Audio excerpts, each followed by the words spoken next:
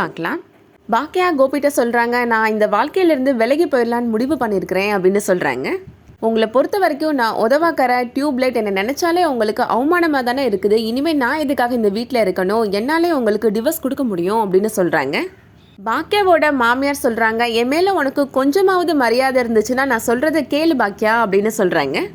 பாக்கியா சொல்கிறாங்க, எனக்கு உங்கள் மேலே அன்பு மரியாதை எல்லாமே இருக்காத, ஆனால் நான் இப்போ இதை பண்ணலைன்னா நான் செத்ததுக்கு சமம் அப்படின்னு சொல்கிறாங்க. எனக்கு இந்த குடும்பத்து மேலே பாசம் அக்கறை எல்லாமே இருக்குது, ஆனால் நான் இந்த விஷயத்த செஞ்சு தான் ஆகணும் அப்படின்னு சொல்லிடுறாங்க. அம்மா நீ இப்படி செஞ்சேன்னா நான் உன்கிட்ட பேசவும் மாட்டேன், உன் முகத்துலேயும் முழிக்க மாட்டேன் அப்படின்னு செலியன் சொல்கிறாரு. வா எழில் போகலாம் அப்படின்னு பாக்கியா கூப்பிடுறாங்க. என்னம்மா நான் உன்கிட்ட பேச மாட்டேன்னு சொல்லிட்டு இருக்கிறேன், நீ பாட்டுக்கு கிளம்புற அப்படின்னு செலியன் கோபப்படுறாரு. பேசினா என்ன பேசலன்னா என்ன போடா அப்படின்னு சொல்லிடுறாரு எழில். இனியாவும் சொல்கிறாங்க, அம்மா நீ இந்த மாதிரி செஞ்சேன்னா நான் உன்கிட்ட பேசவே மாட்டேம்மா, நான் உன் கூட வரவேன்னு மட்டும் நினைக்காத, நான் இந்த வீட்டை விட்டு வர மாட்டேம்மா, எனக்கு டேடி முக்கியமா அப்படின்னு சொல்கிறாங்க இனியாட்ட பாக்கியா பதில் எதுவுமே சொல்லாமல் எழில கூப்பிட்டு கிளம்பி போயிடுறாங்க. கோபி இப்போ அவரோட ரூமுக்கு போயிடுறாரு. வக்கீலுக்கு கால் பண்ணுறாரு.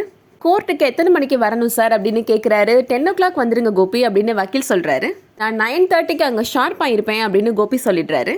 பாக்கியா மாமியார் சொல்கிறாங்க, என்ன நடக்குது இந்த வீட்டில், ஏதோ மளிகை கடைக்கு வாங்கன்னு சொல்கிற மாதிரி பாக்கியா சொல்லிட்டு போகிறா அப்படின்னு சொல்கிறாங்க.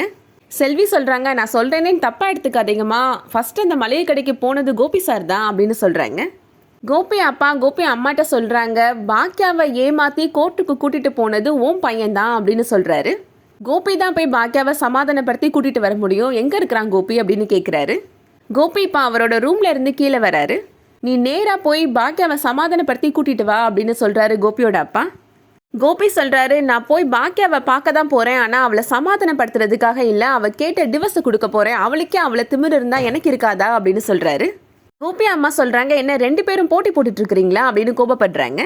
அவள் முடிவு பண்ணிட்டாமா, அவளுக்கு நீங்கள் நான் நம்ம குடும்பம் எதுவும் தேவையில்லைன்னு முடிவு பண்ணிட்டாமா, நான் அவள் கேட்ட டிவோர்ஸை கொடுக்க தான் போகிறேன் அப்படின்னு கோபி உறுதியாக சொல்லிட்டு போகிறாரு.